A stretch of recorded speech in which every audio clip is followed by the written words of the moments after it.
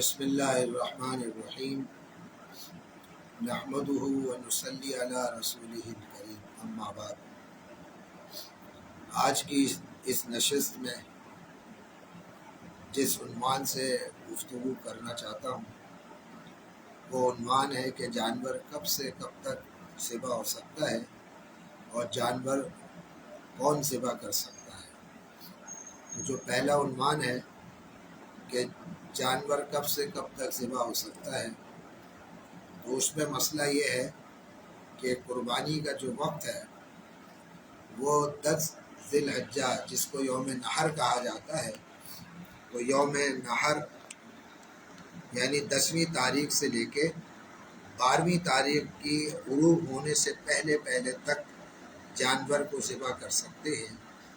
یعنی 10 ذی الحجہ، 11 ذی الحجہ اور 12 ذی الحجہ کی غروب آفتاب سے پہلے تک یہ ذبح کا وقت ہے۔ تو ان 3 دنوں کے اندر جو ہے ذبح کیا جا سکتا ہے۔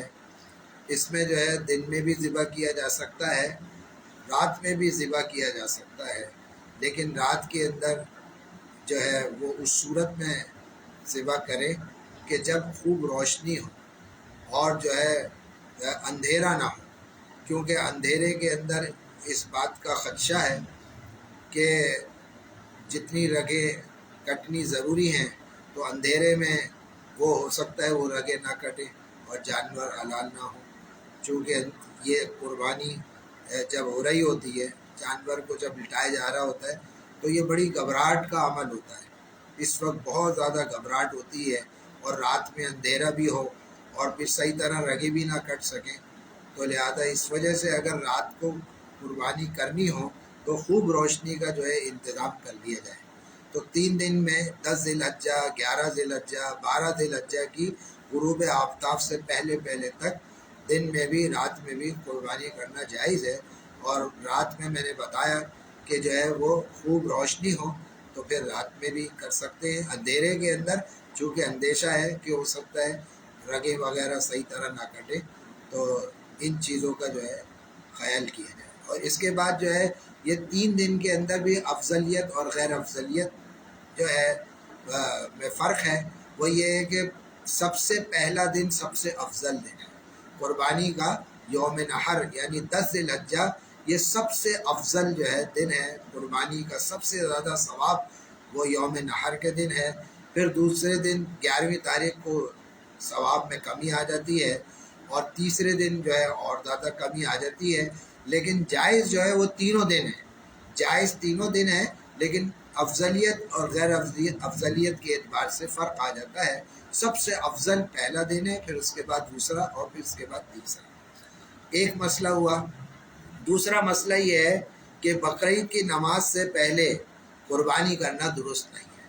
بقرعید کی نماز سے پہلے قربانی کرنا درست نہیں ہے۔ ہاں، اگر پورے شہر کے اندر کسی ایک جگہ بھی جو ہے عید الاضحیٰ کی نماز ادا ہو گئی تو پھر قربانی کرنا درست ہو جائے گا، چاہے قربانی کرنے والے نے عید الاضحیٰ کی نماز نہ بھی پڑھی۔ دوبارہ سے سن لیں کہ جو ہے عید الاضحیٰ کی نماز سے پہلے قربانی کرنا درست نہیں ہے۔ اگر جو ہے پورے شہر میں کہیں ایک جگہ بھی عید الاضحیٰ کی نماز ادا ہو جائے تو پھر جو ہے سب کے جو ہے قربانی کرنا درست ہو جاتا ہے، چاہے قربانی کرنے والے نے عید الاضحیٰ کی نماز نہ بھی پڑھی۔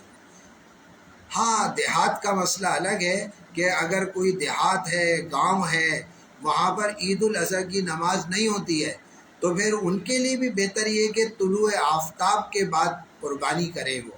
لیکن اگر جو ہے فجر کی نماز کے بعد بھی وہ اگر قربانی کرنا چاہیں تو ان کے لیے جائز ہے۔ یہ دیہات والے ہیں یا گاؤں والے ہیں جہاں پر عید الاضحیٰ کی نماز ادا نہ ہوتی ہو، شرائط نہ پائے جاتے ہوں، تو ان کے لیے بھی بہتر یہ ہے کہ طلوع آفتاب کے بعد جو ہے قربانی کریں۔ لیکن اگر وہ فجر کی نماز کے بعد بھی قربانی کرنا چاہیں تو قربانی کر سکتے ہیں۔ یہ 2 مسئلے ہوئے۔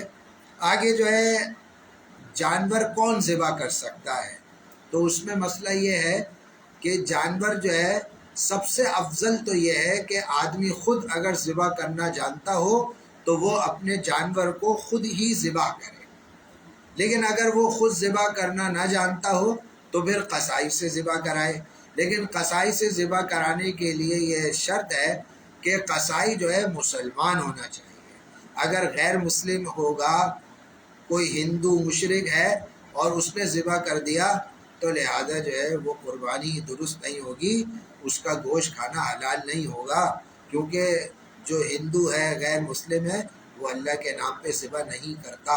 تو لہذا اس وجہ سے اگر ہم یہ سمجھ رہے ہیں وہ اردو بولتا ہے تو لہذا ہم نے اردو بولنے کی وجہ سے اس سے اپنے جانور کو ذبح کرا لیا، تو لہذا جو ہے یہ درست نہیں ہے۔ ہم صحیح طرح تحقیق کر لیں۔ قصائی جو چونکہ سب شہروں سے آتے ہیں، جگہ جگہ سے آتے ہیں، پورے پاکستان سے آتے ہیں، تو کچھ پتہ نہیں ہوتا یہ ہندو ہے یہ مسلم ہے کون ہے، تو لہذا اس وجہ سے ہم بھی ان کو نہیں جانتے ہیں۔ تو تحقیق کر لیں یہ مسلمان ہے یا نہیں، مسلمان جو ہے وہی ذبح کرے گا، اس کا ذبیحہ حلال ہوگا۔ اگر غیر مسلم نے ذبح کیا تو وہ ذبیحہ حلال نہیں ہوگا، دوبارہ سے پھر جانور لانا پڑے گا اور پھر جو ہے ذبح کرنا پڑے گا۔ غیر مسلم کا ذبیحہ حلال نہیں ہے، کافر مشرک کا ذبیحہ حلال نہیں ہے۔ آگے جو ہے وہ مسئلہ یہ ہے کہ قصائی کو جو ہے اجرت کے اندر آدمی کوئی کھال دے دے یا جو ہے گوشت دے دے، چربی دے دے اجرت میں، یہ جائز نہیں ہے۔ یہ جائز نہیں ہے کہ قصائی کو اجرت کے اندر کھال، گوشت یا چربی دی جائے، بلکہ اجرت جو ہے الگ دی جائے گی۔ اور اگر جو ہے ویسے ہی کسی قصائی کو کھال یوں ہی دے دی جائے یا گوشت یوں ہی دے دیا جائے یا چربی وغیرہ یوں ہی دے دی جائے، وہ الگ مسئلہ ہے، وہ درست ہے۔ لیکن جو ہے اجرت کے اندر جو ہے کھال، چربی، گوشت وغیرہ دے دیا جائے تو یہ درست نہیں ہے۔ اگر اس نے اس طرح کیا تو لہذا اس کو اتنا صدقہ دینا پڑے گا۔ اگر مثال کے طور پر 3,000 روپے اجرت دے ہوئے اور ہم نے 2,000 روپے قصائی کو دے دیے اور 1,000 روپے میں کھال دے دی، گوشت دے دیا اور چربی دے دی ہے، تو لہذا جو ہے یہ 1,000 روپے آپ کو پھر صدقہ کرنے پڑیں گے۔ اجرت کے اندر جو ہے کوئی چیز نہیں دی جائے گی، اجرت جو طے ہوئی ہے وہ پوری پوری ادا کی جائے گی۔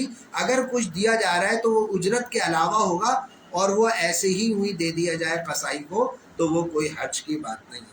تو یہ چند مسائل تھے جانور کے ذبح کرنے سے متعلق۔ تو اللہ تعالی ہمیں صحیح طرح مسائل کو سیکھنے کی، سمجھنے کی اور صحیح ان شریعت کی ان باتوں پر عمل کرنے کی اللہ ہم سب کو توفیق نصیب فرمائے۔ وآخر دعوانا الحمدللہ۔